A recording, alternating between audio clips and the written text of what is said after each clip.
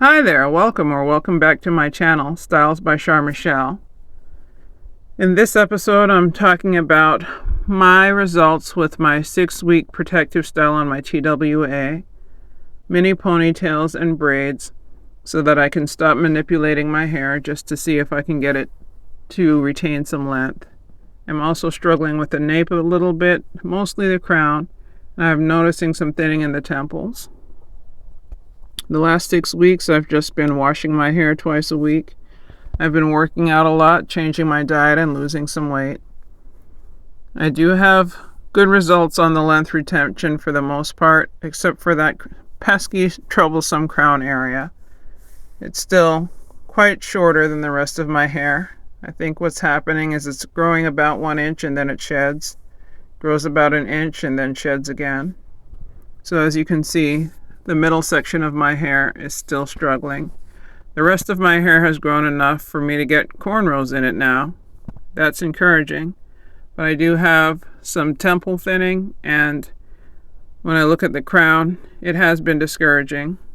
I haven't been keeping up with my supplements as I should.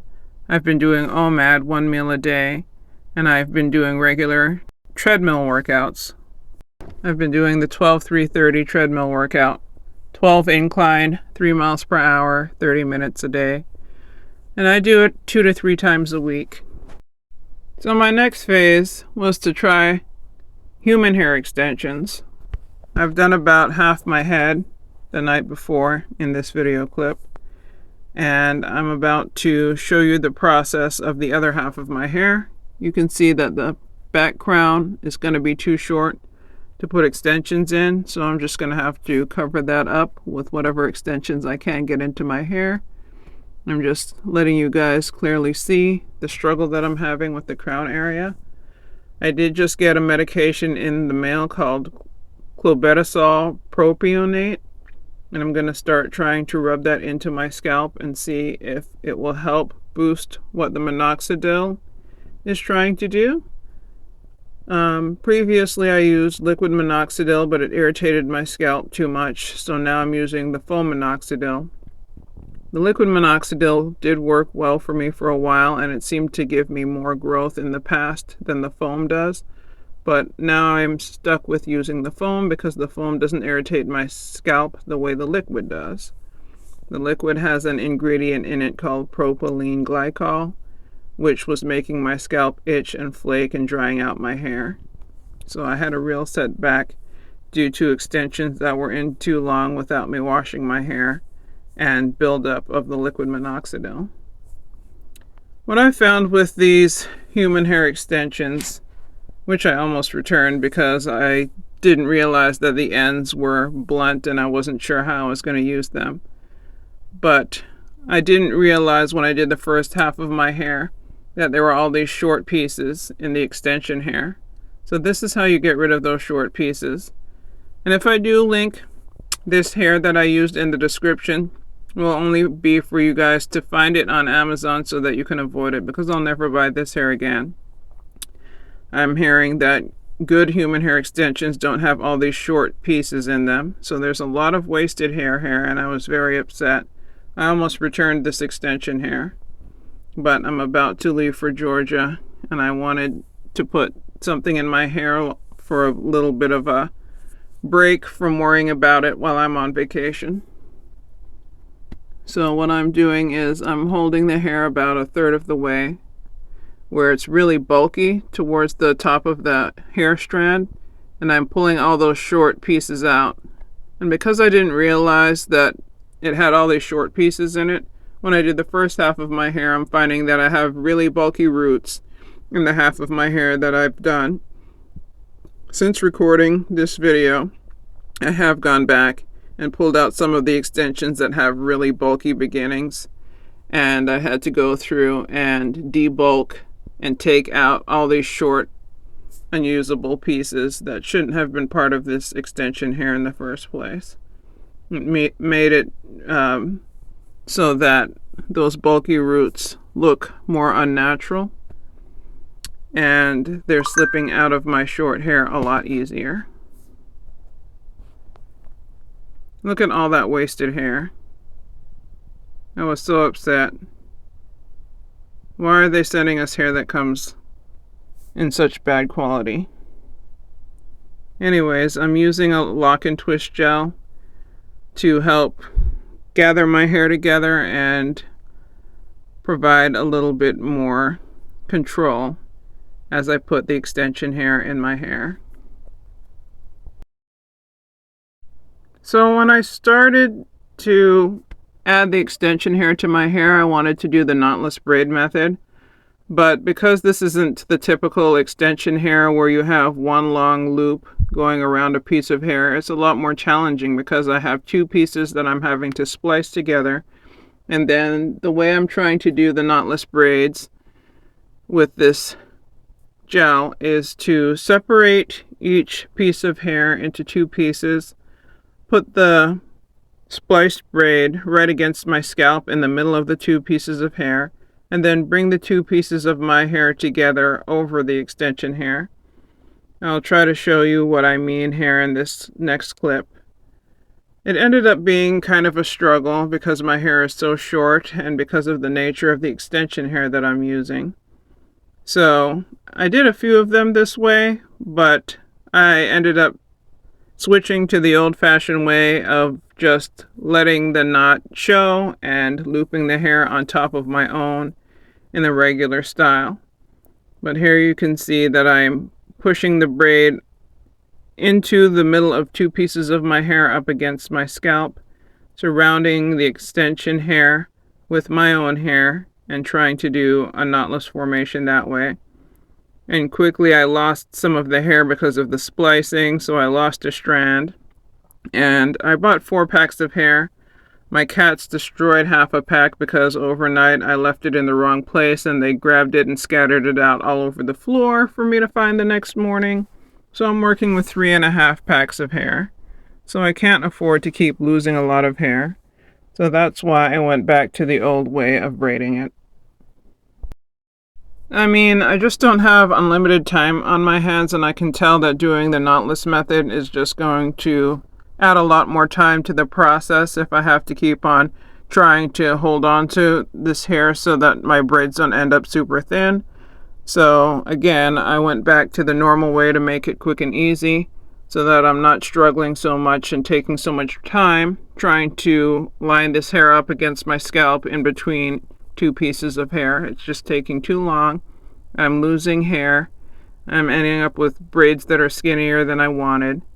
So after struggling with a few more this way, I just did it the regular way. Clobetasol is a steroid, and it's supposed to help with the inflammation of my scalp, help calm it down, and hopefully once the inflammation's calmed down, I'll see some extra growth, some extra length in the next 4 to 6 weeks using the clobetasol once a day. I've read that if you use it twice a day, it's more likely to thin the skin, and that once a day should be enough. So I will be doing the best to get it onto my scalp. I've heard it also comes in a foam form. I haven't been able to access that yet. I used TeleRx online to order it. I haven't seen a dermatologist for it. So I'm kind of on my own here with the cream. And the cream is a little thick, so even though I only have about 1 inch of hair in the crown, I find that it's a little challenging to get the clobetasol directly onto my scalp the way I would like. And it's not the cheapest thing. I think a tube cost me $22. And it's maybe 2 ounces. So I have to be careful and kind of sparing. I don't want it all over my hair. I want it on my scalp. So that has been a bit of a challenge to put the cream on my scalp, but I'll keep you posted and I will show you guys the process in an upcoming video. And the clobetasol experiment begins. I will be in Georgia starting next week for 2.5 weeks, and I plan to be using the clobetasol that whole time. I've recently been on a weight loss journey, probably about the last 6 weeks, since about August 14. Today is October 2nd. I've lost 14 pounds doing intermittent fasting, also 1 meal a day for the last week and a half, OMAD. Usually what I do is I skip breakfast and I stop eating after 6 or 7 o'clock. And I've been doing my treadmill workouts 2 to 3 times a week, really working up a sweat, half an hour on the treadmill. And it's been working. I'm very excited to see that I've gone from 199 pounds to 185 pounds. So I'm going to keep that up. I feel that the workouts can only help with my overall health when it comes to not only my heart condition, belly flab, blood circulation overall, hopefully noticing a difference in the blood circulation of my scalp and the health of my scalp. It can all only help to be in shape overall. So I'm going to continue the OMAD probably 3 or 4 days a week, but I am going on vacation, and you know how that is. So the diet might get set aside a little bit, but hopefully I can still manage to stop eating after 6 o'clock or 7 o'clock and find a treadmill or go on lots of walks while I'm on vacation. So I've lost 14 pounds so far, and I'm really excited about that because, well, it's a lot harder to control what the heck is going on with the crown of my scalp. It is easier for me to control what I put in my mouth, how much exercise I get, and what the number on the scale says. So part of what I'm doing just for my overall well-being is concentrating partly on what I really can control, and that's my weight. I need to get back to my scalp massages. I need to get back to my derma rolling. Now that my hair is not in those mini braids and ponytails, it'll be easier to add the derma rolling in again. I think I'll try to do that on a regular about twice a week. While my hair was in those mini ponytails and braids, I was still occasionally using my red light laser therapy helmet. But it's a lot, you guys. There's a lot to maintaining this, working on this CCCA condition. And sometimes it gets overwhelming. Sometimes you need to take a break. Sometimes, life is more important than concentrating on doing every little thing for your hair all the time. So you need to give yourself permission to be human. I'm going to start taking my vitamins again soon. I'm especially not happy that I stopped taking my iron supplement. I think that's an important one. And the inflammation vitamins, the pumpkin seed oil, and the turmeric. Anyways, so here's what I'm doing to cover up the short section in the middle. I decided to try a couple of ponytails. Still using my minoxidil there, as you can see. I didn't like what the ponytails were looking like. You can still see the short hair in the middle, so I ended up doing a kind of a French braid. And I think it came out pretty well. What do you guys think? Anyways, thank you so much for watching, guys. Please like, subscribe, and share. Please subscribe if you haven't already. Thank you so much to my subscribers. I appreciate you, and I hope that my journey helps somebody out there. Until next time, take care.